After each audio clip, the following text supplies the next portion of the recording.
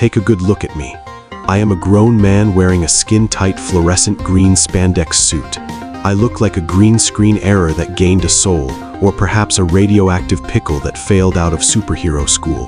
I have clearly reached the "I don't care about my reputation, I only care about biological efficiency" stage of my existence. While I stand here looking like a glowing glitch in the Matrix, let's talk about the most researched, yet most misunderstood supplement in human history: creatine. Right now, Red, our resident muscle-bound coach, is convinced that a scoop of white powder is basically a legal steroid that will turn him into a werewolf by next Tuesday. Meanwhile, Yellow is having a silent internal crisis.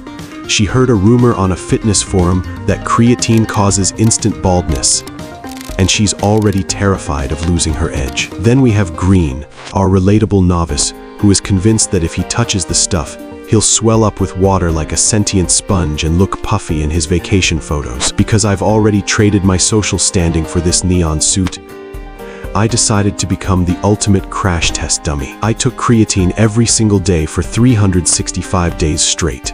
No cycling off, no breaks, just pure calculated repetition to see if the gym bro myths hold any weight. Before we get to my results, let's look at the chemistry. Creatine isn't some sketchy chemical cooked in an RV in the desert. Your own body makes it every day. It lives in your muscles, acting like a secret offshore bank account for energy. When you lift, your muscles run on a currency called ATP. The problem is, your body stores about as much ATP as a cheap smartphone stores battery life. It runs out the second you do something difficult. When that tank hits zero, your muscles quit. Creatine simply refills that backup battery on the fly. It allows Red to push through that final, soul-crushing bench press rep and helps Green survive his first explosive sprint without seeing stars. More ATP equals more power, more reps, and more volume, which is the only language muscle growth actually speaks. However, once you decide to buy it, you enter the creatine zoo. Walk into any supplement store and you'll be ambushed by creatine ethyl ester, buffered creatine, gigachad HCl, and even sparkly unicorn-flavored versions.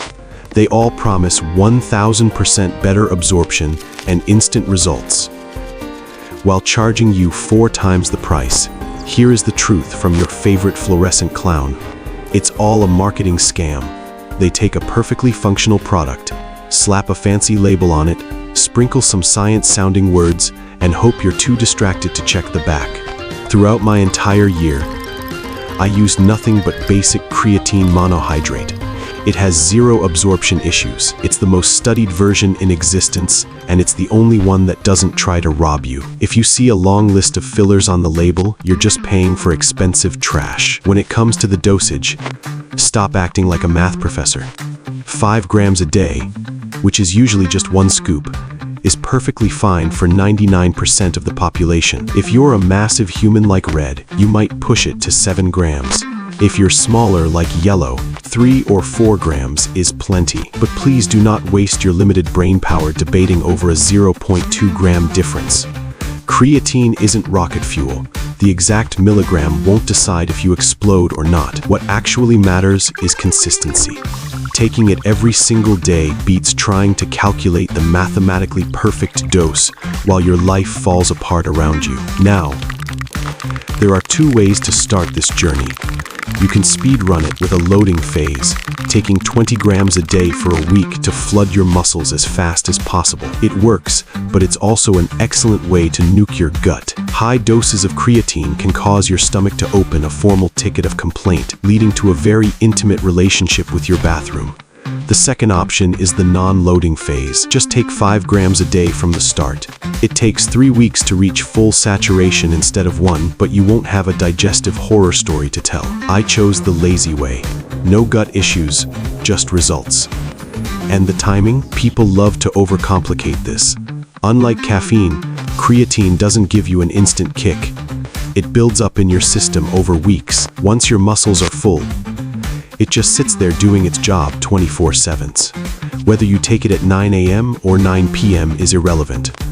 I personally just throw it into my protein shake after training because I'm lazy and it's one less step to remember. You can mix it with water, juice, or even a meal. Just a quick heads up, while the science is still debating it, try to separate your creatine intake from high doses of caffeine, as it might slightly interfere with the strength benefits. So, what happened to me after 365 days? First, my strength didn't just jump, it evolved. It wasn't like waking up and suddenly being the Hulk, but I noticed that gassing out simply stopped happening. I could push harder for longer. Second, my muscles look significantly fuller. This is where Green's fear comes in. Creatine does pull water, but it pulls it inside the muscle cells, not under the skin.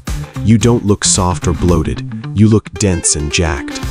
It's intramyocellular hydration, a fancy way of saying your muscles are finally hydrated enough to do their jobs. Third, my recovery felt smoother. The post-workout soreness that usually makes me walk like a broken robot was noticeably reduced. And the hair loss myth? The one that keeps yellow up at night? My hairline hasn't moved a millimeter.